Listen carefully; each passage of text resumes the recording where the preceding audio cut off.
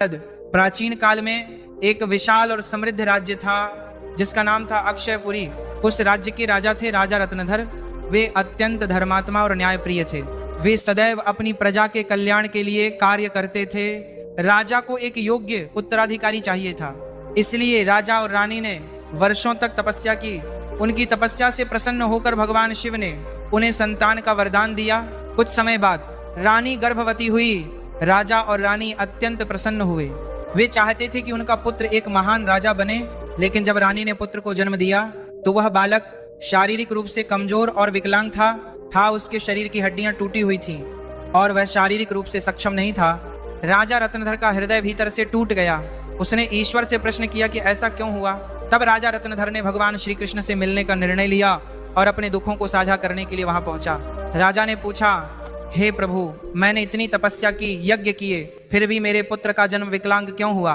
मैंने भगवान शिव से आशीर्वाद लिया था, लेकिन फिर भी ऐसा क्यों हुआ? क्या यह मेरे भाग्य में पहले से लिखा हुआ था? श्री कृष्ण मुस्कुराए और बहुत शांत स्वर में बोले, हे राजन, तुम सही कहते हो कि तुम्हारा पुत्र विकलांग जन्मा कर्मों का फल है।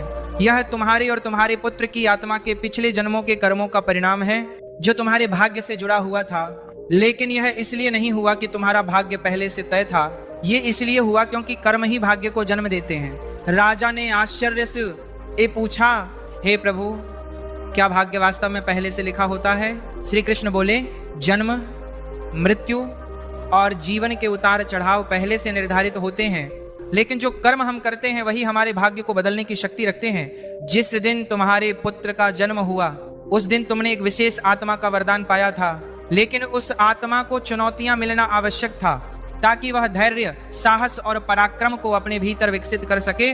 उसका भविष्य केवल वर्तमान कर्मों से नहीं बनता, वह उसके पिछले जन्मों के कर्मों से भी जुड़ा होता है। श्री कृष्ण बोले, हे राजन, भाग्य और कर्म का संबंध बहुत गहरा है। हमारे कर्म ही हमारे भाग्य की दिशा तय करते हैं। यदि तुम्हारा पुत्र विकलांग जन्मा है तो यह उसकी आत्मा के पिछले कर्मों का फल है, क्योंकि इस संसार में हर आत्मा को अपने पुराने कर्मों का बोझ चुकाना पड़ता है। लेकिन याद रखो, ये उसकी परीक्षा है और यदि वह साहस और धैर्य से इसका सामना करता है तो वह अपने भाग्य को बदल सकता है।